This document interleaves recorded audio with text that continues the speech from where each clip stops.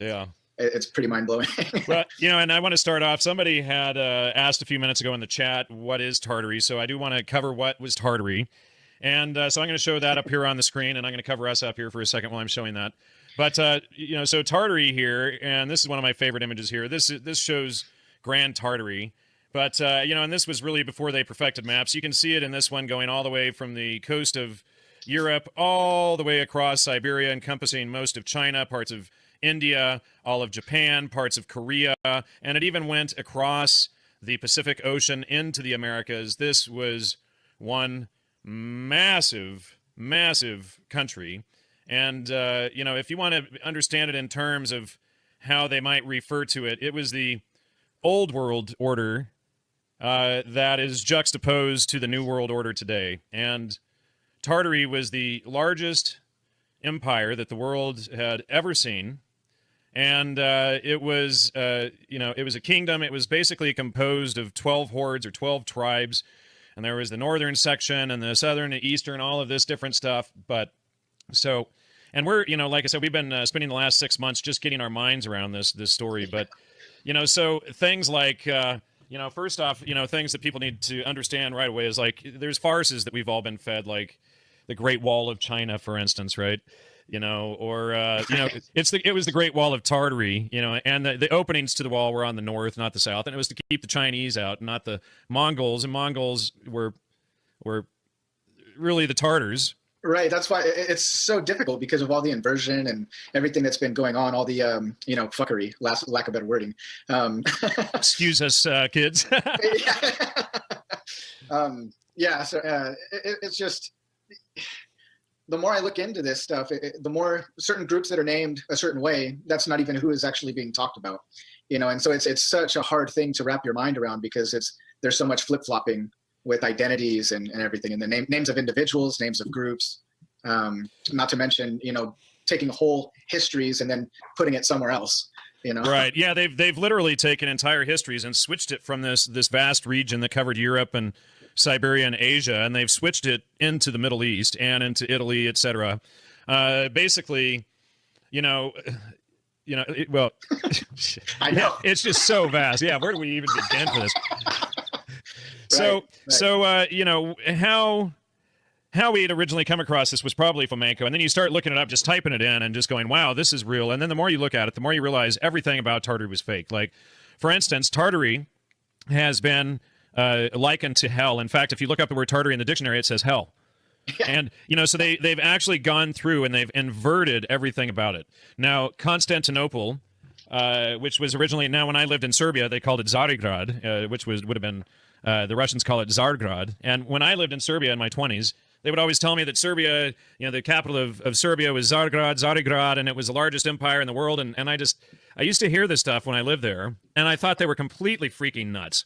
And I had just never heard any of this stuff in my American education. No place had anyone ever discussed that there was this massive, vast empire that stretched most of the planet, and that, I mean, when you look at history, the fact that they simply erase it raises so many red flags, and then you just have to begin to pierce the veil. So Jacob's work on the Dark Ages and all really helped us to see how much they had faked the Dark Ages and how much it comes down through Jacob Bernays and Edward Bernays and into the Royal Society, and how, and from there into the Fabians and into the CIA, and they create this whole lie to keep it all, to keep the lie perpetuated and to keep this whole thing covered up. Right. So, yeah, go ahead.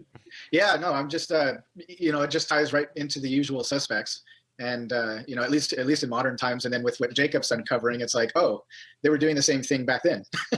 Well, and we found various layers of it. I don't want to give too much away yet, but we do also even know how the Tartars were wiped out. The quote-unquote, it just gets too good, the quote-unquote Black Plague. You can't make this stuff up. Right. But what we need to explain to people is that Tartary was essentially run on, well, natural law, and, the laws of nature, and truth was their utmost, truth and honor were their utmost apparent thing. So the 12 tribes of Tartary, from everything that we can tell, apparently it was they who wrote all of the books that we today call Christianity, and the books of the Old Testament, the New Testament, etc. Now, so and there, and I have a stack of books here that we're going to be going in today, and you've got a stack there as well. So and I think this is Robert's first show, so we might be a little bit nervous. So just pretend the audience isn't there, and we'll just talk like we always do. But so basically what we found is that a lot of these books actually go together, and when you start putting this stuff together, it's known as the House of Israel. So why don't we first talk about that? Where do we get this concept of the House of Israel from? Right. Well, so the way most people are familiar with it is, we have the Old and New Testament. And so it's a family or structure, or family order. Israel, had these multiple wives, and he had these descendants or whatever. And that's pretty much what made up these different tribes, because there was firstborn of each tribe that would have a natural right or a natural claim to certain, inheritances and so forth. And that's where you get into some of the arguments and bickering between these different religions even. Like the descendants of Ishmael are recognized, at least in modern times, as the Arabs, or the people who follow the Quran, lack of a better way to say it. And so it's just really interesting. We have these different tribes, and we're familiar as Westerners, we're familiar with the Old and New Testament, but we don't look at any of these other books really. But there's more tribes than just Judah. And the Old and New Testament is supposedly supposed to be associated with Judah, and the record of the dealings with the house of Judah in relation to natural law and truth. And so you kind of have to start asking yourself the question, well, what about all of these other tribes? Like, what are their records? What is their dealings in terms of natural law, and what things did they discover and figure out, and where did they record it? That'd be an important thing to know, to have that information. It's just funny that everybody keeps all of these things separate as if they're a different, quote unquote religion. Right. So essentially what we're saying is that, and I've got all these books here, and each of these books actually talk about this. So at first this is going to kind of sound off, but when you realize it, this is why all of the religions actually seem at contention with each other when they're actually not. And it's because it would be like when you realize that each of the books is actually like a chapter of a larger book, and they weren't just books unto themselves. So you have, for instance, the Quran. And the Quran would, for instance, go together with the Bible, Old and New Testament. Now, this is the Orthodox Study Bible, and I've got a lot to say about that as well. Now, the Muslims in, where is it here? Now, the Muslims in Shura 2 accuse the Christians and Jews of hiding, and I'm going to show it on screen here, of hiding the testimonies. And so you can see they conceal the testimony. Who is more unjust than those who conceal the testimony they have from Allah? And then let's see, the people of the book know this as they know their own sons, but some of them conceal the truth which they themselves have. And then it talks about Allah will bring you together. It's like there's all of this same wording. And if we go into, sorry, just a second, if we go into the Bible, we see in Ezekiel 37:15-28, it talks there about join them one another into one stick. But up here they talk about the children of Israel, and you see the children of Israel discussed throughout the Quran too. And then you also see mentioned right here in Ezekiel the house of Israel. So this is really important here. Now, we believe the house of Israel to actually have been Tartary, and it was composed of 12 tribes. Now, so when you look in the Bible, though, again, I just showed how the Quran basically accuses the Jews and the Christians of hiding and altering text there. So when we get into the Orthodox Bible, we can actually see that this is true. So now, this Orthodox Bible has a comparison of the Old Testament going between the Protestant, Roman Catholic, and Orthodox Bibles. And we can see there the Orthodox Bible being this one here on the with the longest list here. And it's got many more chapters than the Protestant Bible over here. In fact, it's got 12 additional chapters, which I wrong. Not only that, but it ends with Daniel rather than Malachi. And Daniel has 3 additional books called Susanna, Bel and the Serpent, or Bel and the Dragon, and Hymn of the 3 Young Men. And then we also found out that other books were removed, such as the books of Enoch, Jasher, Jubilees, and then after Jasher, ironically, there's an additional 12 books that were missing. But essentially, all of these books, when combined, and I should also mention another important one that only makes sense when you delete the Dark Ages, is this one, the Book of Mormon. Right. So right. So these all actually end up fitting together and coinciding when you stop thinking in terms of the fake Scaligian history that they've created and given us, and when you go along with understanding that the Dark Ages were faked, and with the understanding of Tartary and its collapse, suddenly all of these books make sense. And I should also mention, here's another one of the books that goes with it. The Mayan Popol Vuh, and right at the beginning of the book, it starts off talking about them sailing away and them being a conquered fallen people.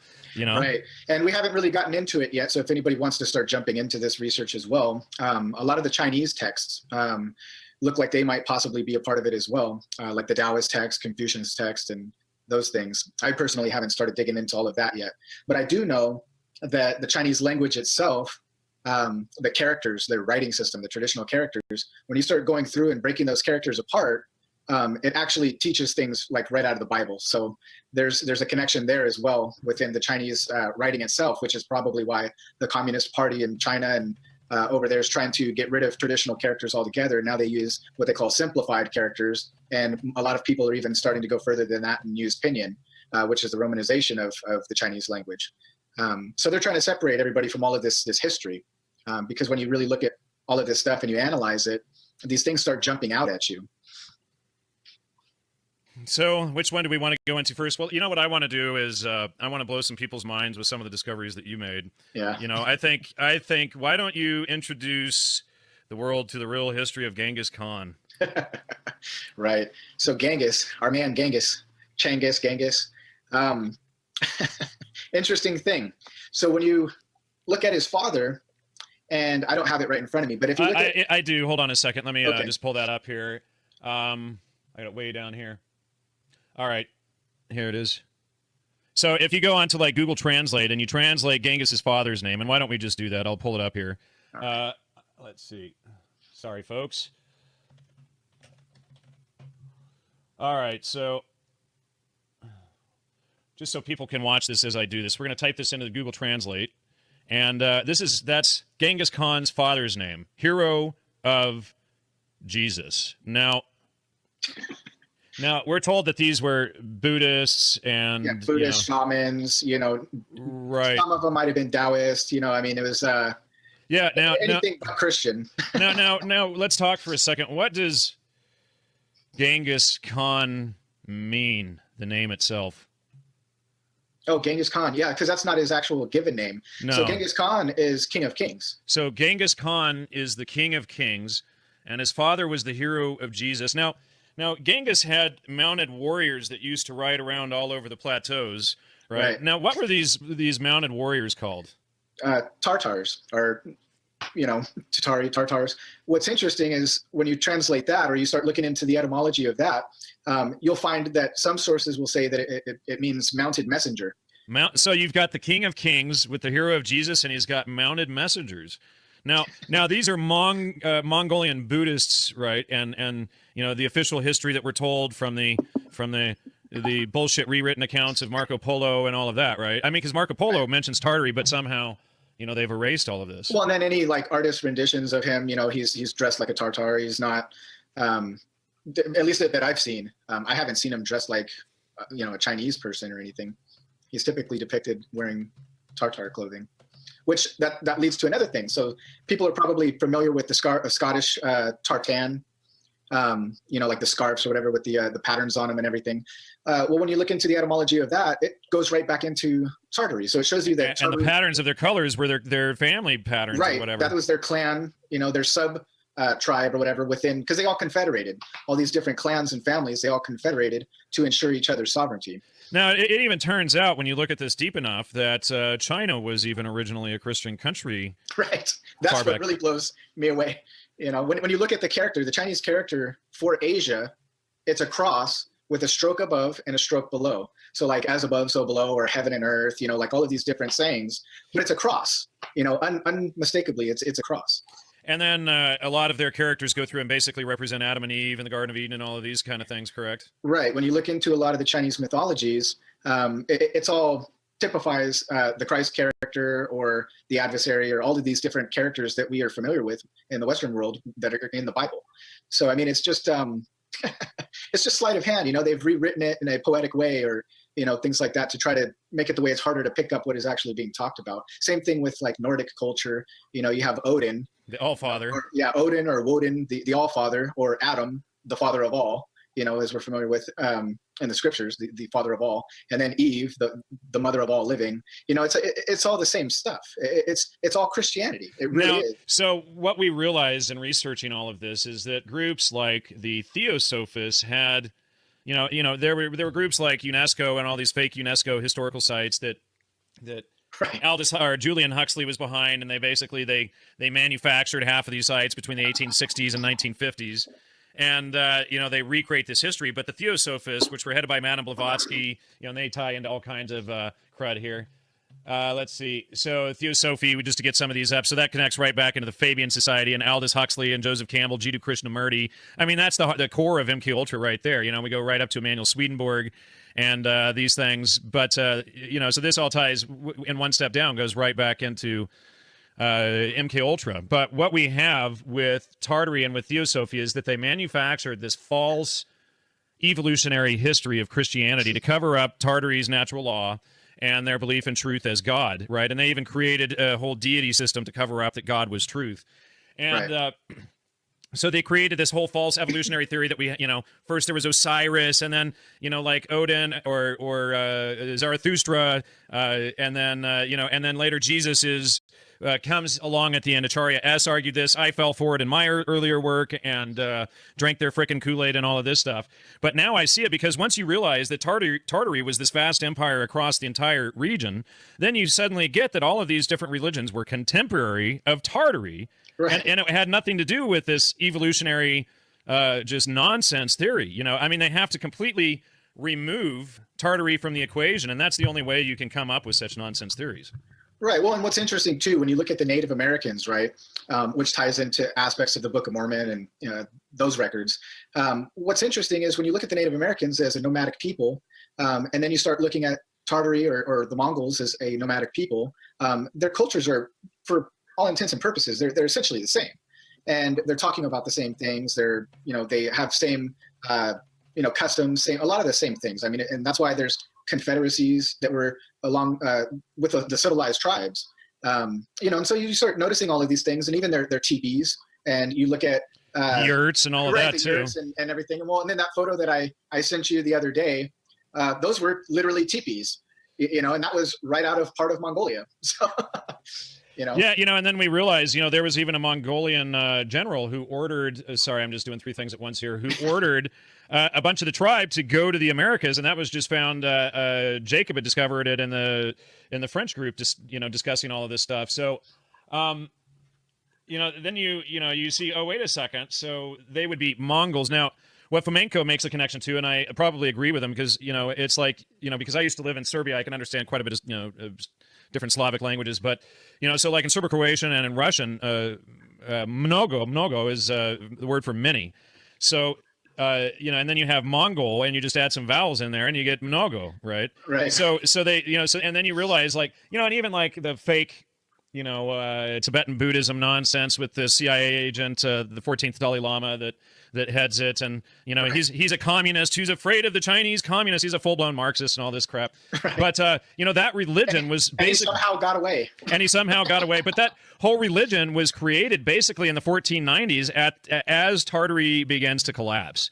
And so then it's not even an ancient religion, but they make it up like it's this ancient thing, and they basically just created that out of Tartary Christianity. Now, what people have to realize is that Tartary Christianity, it wasn't like what people think of Christianity for the most part today. It's totally based in truth and honor. Jesus was essentially the hero that you strove to be during your lifetime, and then Genghis Khan was like the most purified representative of that, and he represented the 12 tribes. Right. Would you agree with that? Right. For everything that I've been looking at, that seems to be the case. He fits the description. And then when you start picking away a lot of the false, accusations and things like that, it just happens to be in line with modern propaganda about other people, that we, either find out are either good people or we find out that they're bad people, right? And but they follow the same line of propaganda against people, and it's just too unmistakable. Arthur just made a donation. Sorry for that, Arthur. I didn't mean to have it pop up on the screen there. So I appreciate that, though. Thanks for supporting the show. Somebody says tartar sauce is from Russia. Basically, the irony is that all we have left of Tartary almost in the official history is tartar sauce. Right. So here, I mean, people have to really wrap their heads around this. The world's largest known global power is not taught. Is not taught. Like, it's not even mentioned. You know, not even lip service. Right. And, you know, I mean, we're talking the largest empire ever in the history of humankind. And so their messengers would ride up on people and be like, yeah, you know, our rules are honor and truth and natural law. You know, you're either with us or you're the enemy. And so they expanded over most of the planet. And, you know, so this is actually the story we get of suddenly Christianity expanding all over the globe. It wasn't this fake, you know, Vatican Rome built in the late 13th, early 14th century. You know, originally Rome was in Constantinople or Tsargrad, and, you know, it was probably also headed in Alexandria. But these books that are left here is probably what we have left of the destruction of the library at Alexandria. Now, what we need to also be clear of is that the Christians have been blamed for, you know, you delete the fake Dark Ages, and then you realize that the Christians have been blamed for 900 years or more for the burning of the Library of Alexandria that they did not destroy. When you realize that the Christians were Tartary and Egypt was Tartary and Alexandria was the capital of Tartary, and that the Khazars coming in, the fake Caesars, Kaisers, Czars, etc., when they came in, they destroyed the Alexandrian libraries to wipe out all of the history of the knowledge of Grand Tartary. Oh, exactly. And it's continuing even to this day. I mean, just think about the past, you know, major conflicts, armed conflicts that we've had, these wars, world wars, and otherwise, you know, all these different wars in Afghanistan or Afghanistan. Yeah, you get the joke, everybody. It's Afghanistan. We're actually today still at war with Tartary, hundreds of years later. Right. Yeah, and then what's the capital of Afghanistan? So I mean, Afghanistan is like a modern Kabul. Yeah, Kabul, and then Kabul Khan. You know, it's like. Wait. I wonder what it could be talking about. Gee, I can't. And so, folks, when you get this, then you begin to understand the Soviet Union and all this stuff, because what they did is they created the Soviet Union and the Iron Curtain to basically go in and murder 70 million people and wipe out the history of Tartary. And then they did it in China as well. And all of these wars over the last 400 years or so, you can actually see them going through and cleaning up and covering up Tartary, which probably includes the Maya and Cortez as well. Right. Right. I mean, it's really incredible stuff. I mean, it was literally a global order. And that's why, you know, it was always funny to me before, and it took me a long time to actually make the connection, when you would hear these people talk about the New World Order and everything, right? And but if there's a New World Order, I mean, that means that there had to have been an Old World Order. But nobody ever talks about, well, what was the Old World Order? And it was literally this entire history that is not talked about whatsoever. So, and when you get that Tartary collapsed at this time and all of its people were murdered with the Black Plague and all of that, then you can see that when the new Catholic Church comes about in the 1400s in Italy, and they built the whole thing lock, stock, and barrel, then you can see the breakup of the church and Protestantism and the Anglican Church, etc., suddenly happen, and then everything shatters and splits because it's no longer the true Tartary, you know, Christianity based on natural law and truth. The whole thing was subverted. The people were murdered off. You know, they murdered 50 to 70 million Europeans with the Black Plague. Like 30 to 60% of Europe's entire population was murdered off. Right. And then you have these different branches, you know, of Christianity, even just within Catholicism itself, or so-called Catholicism.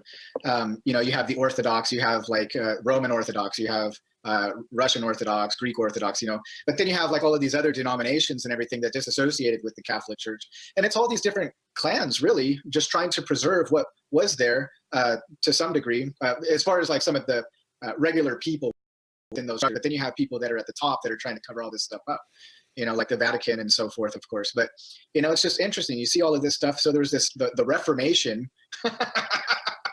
You know, it's like the Reformation of what? Yeah, and basically they went through and they rewrote everything, and they had the false witch hunts, and then they went through and they burned all of the books, and they rewrote them under Joseph Scaliger and Dennis Batavius and everything that Jacob Dullman has exposed on the show already.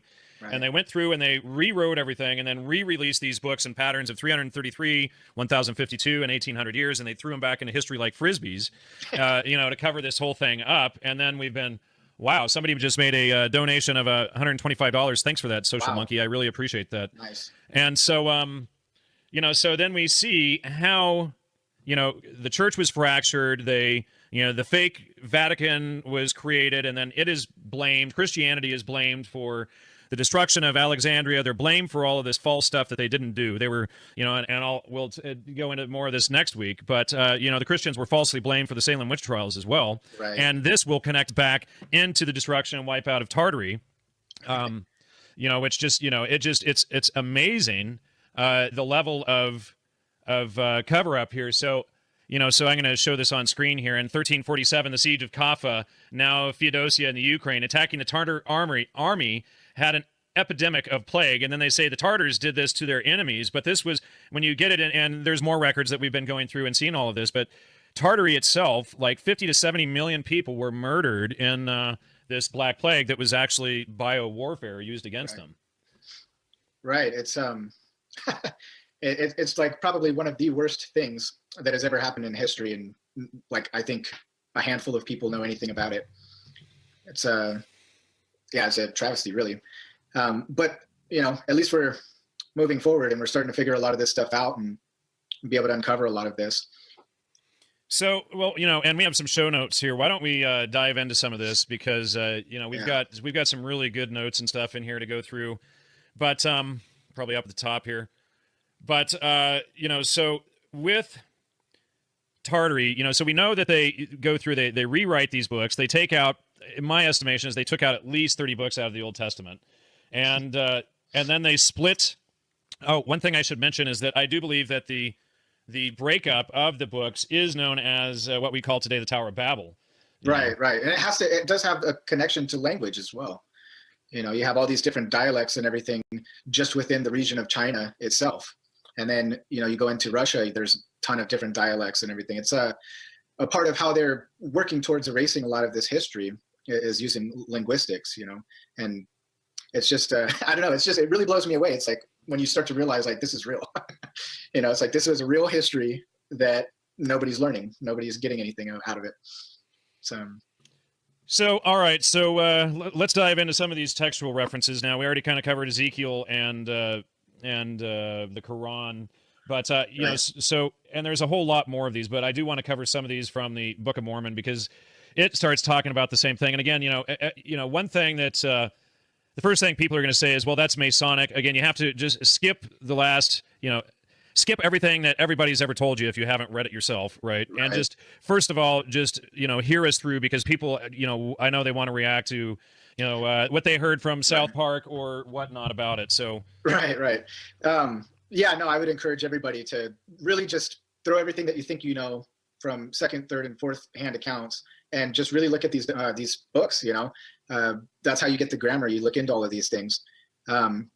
Worst case scenario, if you come to find out like, oh, this is these are all bad groups or something, at least you understand why or how, and you have all of the grammar and logic. Now you know your enemy, right? Right, exactly. And so, I mean, that's worst case scenario. But so far from what we've been able to look into, it's like, this is the stuff that everybody should want to know.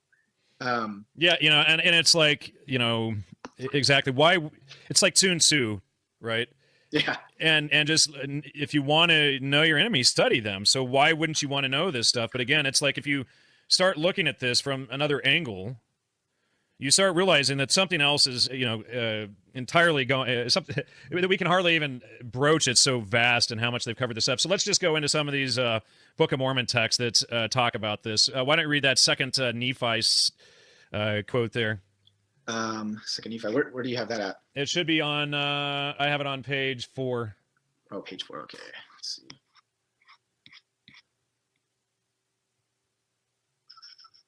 Right, okay. All right, so this is out of second Nephi, starting in verse 6. It says, "Thou fool that shall say, a Bible, we have got a Bible, and we need no more Bible. Have ye obtained a Bible, save it were by the Jews? Know ye not that there are more nations than one? Know ye not that I, the Lord your God, have created all men, and that I remember those who are upon the isles of the sea, and that I rule in the heavens above and the earth beneath, and I bring forth my word unto the children of men, yea, even upon all the nations of the earth. Wherefore murmur ye, because that ye shall receive more of my word? Know ye not that the testimony of 2 nations is a witness unto you that I am God, that I remember one nation like unto another. Wherefore I speak the same words unto one nation like unto another. And when the two nations shall run together, two nations shall run together, the testimony of the nations shall run together also. And I do this that I may prove unto many that I am the same yesterday, today, and forever, and that I speak forth my words according to mine own pleasure. And because that I have spoken one word, ye need not suppose that I cannot speak another. For my work is not yet finished, neither shall it be until the end of man, neither from that time henceforth and forever. Wherefore, because ye have a Bible, ye need not suppose that it contains all my words, neither need ye suppose that I have not caused more to be written. Now here's where it starts getting good, folks. For I commanded all men, both in the east and in the west, and in the north, and in the south, and in the islands of the sea, that they shall write the words which I speak unto them. For out of the books which shall be written, I will judge the world, every man according to their works, according to that which is written. For behold, I shall speak unto the Jews, and they shall write it, and I shall speak unto the Nephites, and they shall write it, and I shall speak unto the other tribes of the house of Israel, which I have led away, and they shall write it, and I shall speak unto all nations of the earth, and they shall write it. And it shall come to pass that the Jews shall have the words of the Nephites, and the Nephites shall have the words of the Jews, and the Nephites and the Jews shall have the words of the lost tribes of Israel, and the lost tribes of Israel shall have the words of the Nephites and the Jews. And it shall come to pass that my people, which are of the house of Israel, shall be gathered home unto the lands of their possessions, and my word also shall be gathered in one. And I will show unto them that fight against my word, and against my people, who are of the house of Israel, that I am God, and that I covenanted with Abraham, that I would remember his seed forever. Yeah. So here's that, that house of Israel thing, and then I've seen it.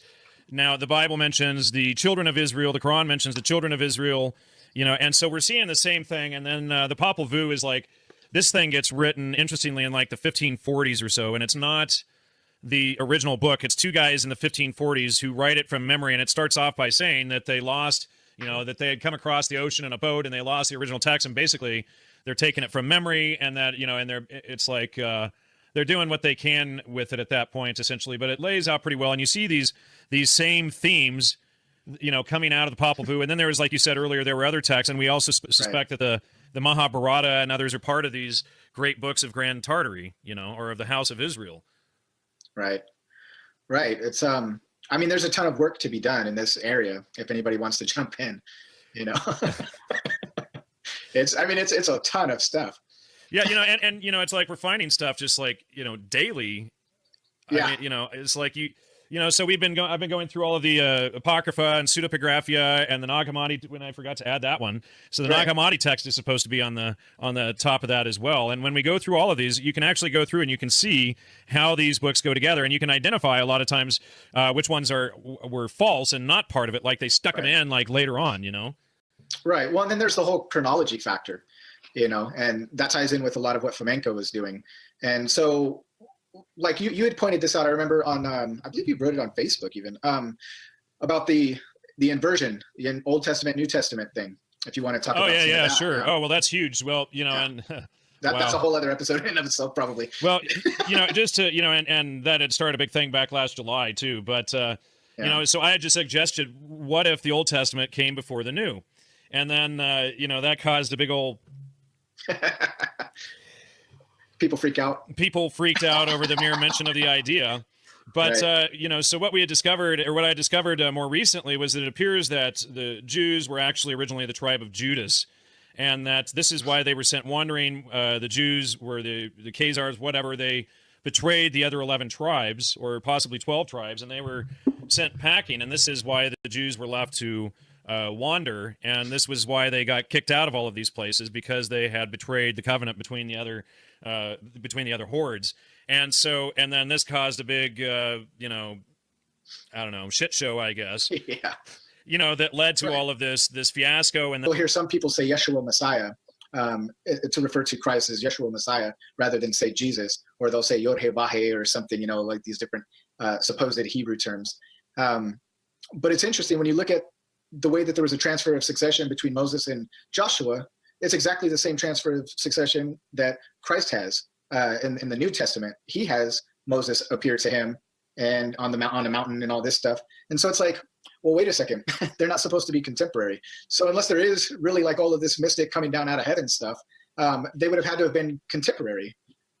So I mean, these are things that should be considered in relation to like, well, what was the chronology? What was really going on in these texts? Yeah.